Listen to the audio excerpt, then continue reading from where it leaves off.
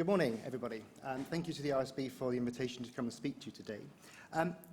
What I've been tasked with is to talk about the application of work-based learning and the Westminster Employability Award, which was embedded into our undergraduate teaching programme within the life sciences at Westminster. So just a bit of background. This is a university-wide initiative for the development of employability across all undergraduate courses.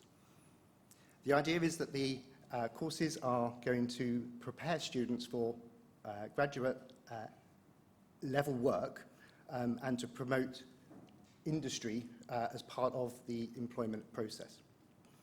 It gives them the tools to present them for the graduate market, to be outstanding in their area of expertise, and to give them highly skilled graduate tasks. The idea is that we are understanding and making sure that students are understanding the terms of professional settings. And we do that via the work-based learning, which is associated with real-life settings and authentic assessment. So the directive is that all students at Westminster on an undergraduate course must do a work-based learning activity with a minimum of 50 hours at level 4. And for life sciences, we've incorporated the Westminster Employability Award as part of that. They do an additional 22 hours at level 5, mostly online activity, and there is an additional level 6 activity, which is associated with their final year research project. We also have the option for students to take a year-long placement. So this could be either within the UK or a study abroad option. And this is typically between levels 5 and 6, with a minimum of 35 weeks to 52 weeks. There is an associated component of this, which is an assessment, and the assessment must make up 30% of the module. And this can be split between levels 4 and 5, with an option of some additional assessment at level 6. And we've taken that through the employment journey for students in Westminster. The majority of our assessment is actually located in level 4 now. It was previously at level 5. But the university and certainly the life sciences decided, under the guidance of our employability advisory board, so those who are out there in the know, telling us what is the requirements for graduates with life science degrees, wanted to make sure that students were savvy and understand employability from the moment they arrive at Westminster. So the students are assessed on their work-based learning activities and is assessed between levels 4 and 5.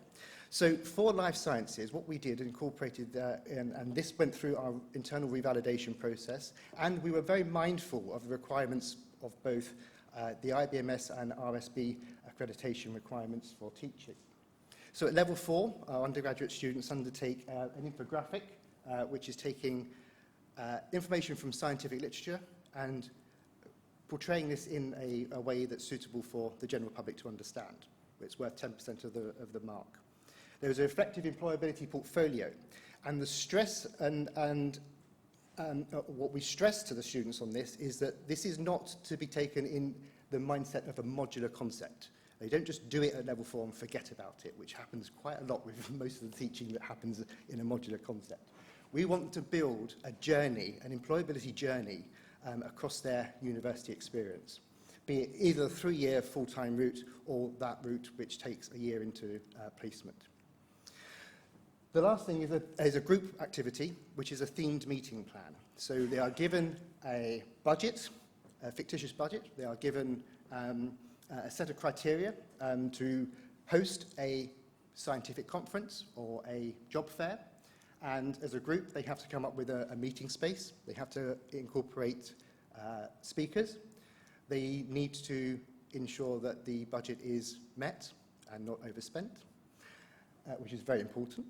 And the work obviously builds on their communication skills. So this is quite new to these students, certainly at level 4, especially in the post-pandemic phase, where those students haven't had that interaction with their peers. At level 5, there is an additional update to their portfolio, and the importance of that is on reflection.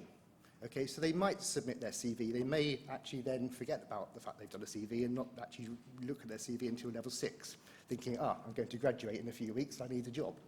So what we do there is we say, okay, build on the reflection. We give them reflective feedback. We also point them in the direction of our career service, which is absolutely instrumental in delivering this work-based learning activity, because those are the people that know what they're talking about. There is also some data analysis as part of that, which is in the research methods module.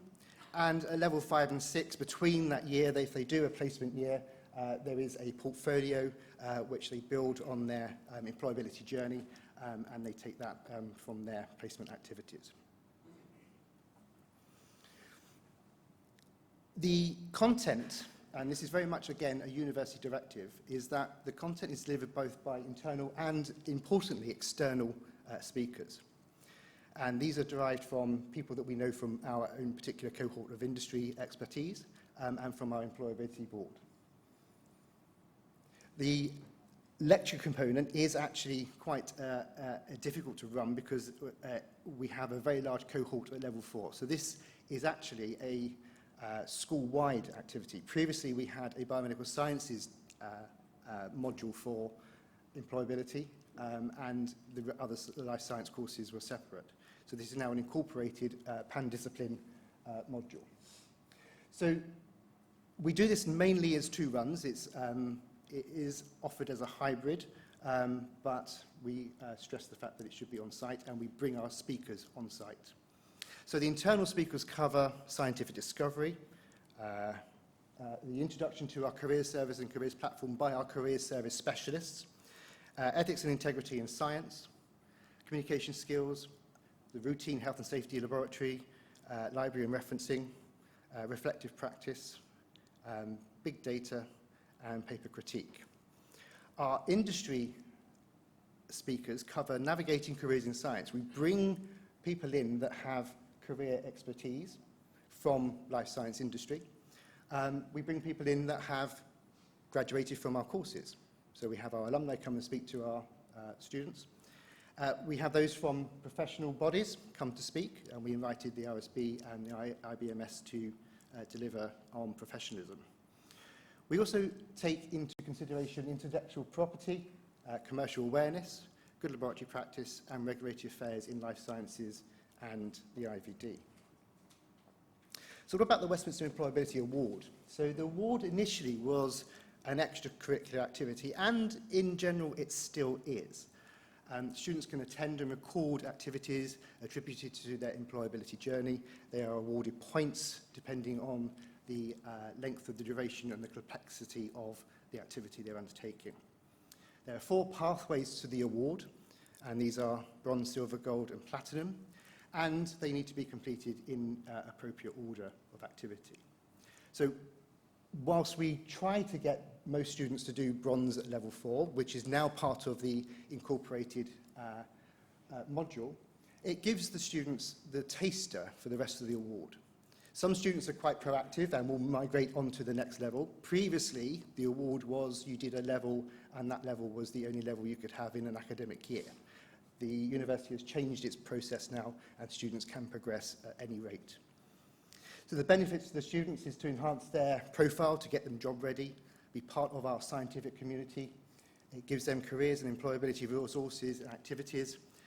They receive certification, digital badges, and here, and they are invited to an award ceremony to celebrate their success and be part of our scientific community. There are some financial prizes for those that receive the top 2 levels of each bronze, silver, gold, and platinum. So there is monetary value assigned to those. So we've incorporated this into our life science courses at Westminster through our revalidation process. And we've just completed our first run of this particular activity. And I'd like to share with you some of the module experience feedback from our students. So this is 178 of approximately 700 students that undertake this module at level 4. And you can see that we are pretty good in all aspects of our delivery. And the overall satisfaction is at level 4 out of 5. And lastly, I'd like to give you some free comments that have been given to us from our students. I particularly like the one in the middle. What I haven't put there is actually I've been quite self-selected in those that are positive comments. Just to give you the other side of the coin, so the negative comments were actually quite far and few between, which is pleasing to hear.